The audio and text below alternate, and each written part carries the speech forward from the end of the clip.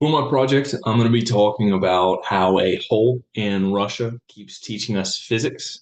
Um, my name's Cort Rainwater. This is for College Physics 2 for Dr. Burris. The topic of what I'm going to be talking about is the Kola Superdeep Borehole. It's a jumble of words, but it's the word for a hole in Russia that the Soviet Union began to dig in 1970. The history behind why they were doing it, if you know anything about 1970, it was the Civil War, not Civil War, Cold War.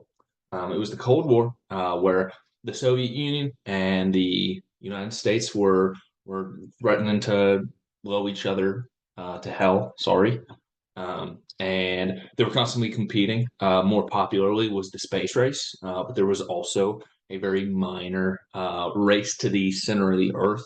They didn't even get close, like it says here, 0.2%. Uh, Not even a little bit. I'll get into why in a little bit, but America tried to do a real deep borehole. Instead of land like the Soviet Union did, they decided they'd skip a bunch of a depth by just going into the ocean. So off of Guadalupe, Mexico, they dug and they only got about 600 feet until they had to stop because United States Congress they stripped funding and everything. And then another competitor was Germany. So Germany had I think it was called a KTB borehole, which made it I think it's the second deepest hole. It made it about 9 kilometers before their technology just kind of gave up and they couldn't get any deeper. Soviet Union, it took them, it says 20 years here, 1970, 1995, it's 25 years. It took them 20 years to get to point SG3, which is our 12,262 meters. And for the 5 years after that, they kept trying to get deeper and deeper and deeper, and they never got past 12,262, which is why they had to just give up eventually because technology would not permit them to go any further. Again, for reasons I will express later on. So it's in the Arctic, deepest part. It's about 7.5 miles deep in. They only got a third of the way through the crust, so they're still what is that? They're still 15 miles away from the mantle, so not very far. Let's move on. So the very first abnormality that they really ran into that was well documented. Before I go into this, just about everything that they recorded, because it's the Soviet Union, because it was during the Cold War, and we don't know how reliable it was. It's all alleged, or what they allegedly ran into, and what they ran into at 14,800 feet, which I believe is about 4.5 kilometers deep, was not dense rock to the point that they thought it was going to be. So if we use our physics logic, if you have a rock on top, it'll be somewhat dense because it is a rock, and the rock right below that rock is going to be somewhat more dense because it's a rock.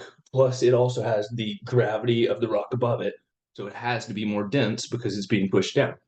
So if you use logic, if you keep going down the crust, there should be a gradient of density that just keeps going down. And as the further you get, the more dense the rock will be. But at 14,800 feet, the Soviet Union recorded that the rock that they were running into, which was granite, I think I'll get into that later. The granite that they ran into was much more porous and permeable than what should have been down there. And because of that, I'll get into the third topic in a second. Because of that, they thought maybe water reservoirs can be deeper, which they allegedly ran into. The scientific community around 1970 1990 believed that water could not get more than 5 kilometers deep because the rock should be extremely dense down there. Water should not be able to seep down, but because of the rock samples that they found, they were actually allegedly able to find water reservoirs deeper than 5 kilometers. That third topic, because of the porous rock, instead of the rock being hard and dense, which they wish it would have been, it was very softer than it should have been. And soft rock mixed with the high temperatures at such a depth. Eventually, near the end of the 7.5 miles, because it was less dense than it should have been and hotter, which I'll get into, than it should have been, rock actually began to act like plastic. And it's hard to understand because I'm not a driller or an engineer, but it does make sense that when you're trying to break through rock, it's much different to try and break through plastic. So that was just a crazy finding that they found, and the physics behind that plastic breaking is that middle one that's kind of separated. When you have a rock with high confining pressure and high temperature, rock's not going to break. It's not going to fracture like a normal rock would. See that pressure is making sure that it doesn't break, and the temperature says that it can kind of mold if you need it to. So if you have a drill trying to break into that, it'll just bend with you, and you can't bend through something like that. And kind of the key takeaway with that is that we get tectonic history from that. So with more porous rock, deeper, we kind of realize that more porous granite is further towards the surface. It's kind of confusing the geology, but just the rock that they were drilling through has been up above the molten core longer than they thought it would be, which just has to do with tectonics. The second thing that they ran into, so the first one was 4.5 kilometers. Rock's not as dense as it's supposed to be. Next, at 7 kilometers, they realized that they were looking for Conrad discontinuity, which is just what it's supposed to be, is a fine line where granite is above and basalt is below. That's got a lot to do with geology, which I can explain right now. So before there was granite, at early billions of years ago, the planet was molten underneath and basalt above. Now, as basalt went under because of pushing, this is called subduction. As the tectonic plate went under, it got hotter because it's being pushed into the lava. Now, the molten magma, whatever you want to say, as it got down there, it got super hot, hotter than it should have been, and that's where we get this phrase partial melting. When basalt is practically cooked, then the lighter parts of basalt go up, and then the heavier parts go below, which means the heavier parts stay basalt, but the lighter parts, when they cool down, it's granite. That's just got to do with density and temperature, I suppose. Now, what they were looking for was a fine line, like I said, of granite above, basalt below. At 7 kilometers, they realized there is no fine line. It's different. It's like there's a coexistence of granite and basalt. This was crazy because scientists didn't believe there could be a coexistence. They thought there is granite, and when there's not granite, there's basalt. They can't be together. But because there was, you have to start reasoning, why is there a coexistence? How is this even possible? And kind of the idea that I came up with is that there might have been two different kinds of cooling on the tectonic plate. The one that went under. Now, what we know from physics, generally under normal conditions, is that there's convection of the molten core moving and moving and moving, but there's also radiation. Now, I'm pretty sure that I think radiation is more powerful than convection. So since there were two kinds of, man, that molten magma is radiating heat, but it's also passing heat through convection. The tectonic plate was partially melted to different degrees in different areas based on which form of heating it experienced. And because of that, or granite might have reached up really high one area, and it didn't reach up as high the other. If radiation is more powerful at transferring heat, then it would have had more partial melting, which means more granite as opposed to convection.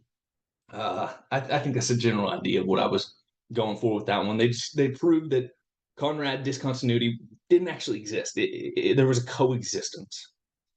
All right, and then the third abnormality, adverse event that they ran into was at 10 kilometers deep. This is much more simple in the idea that they were going down and 1,000, 2,000, 3,000 kilometers. Hey, is it as hot as it should be? It is. This is awesome. All right, no worries at all. 10 kilometers deep, they checked the temperature of the drill and said, what should it be at? 100 degrees Celsius, which it's kind of hard to see in that graph. It should be at 100 degrees Celsius right now. What is it? It's 180. How did that happen? Well, nobody's ever been that deep before, which means the temperature gradient is just a guess. There is no fluctuations. It says this is about how much it should increase by how far you go down.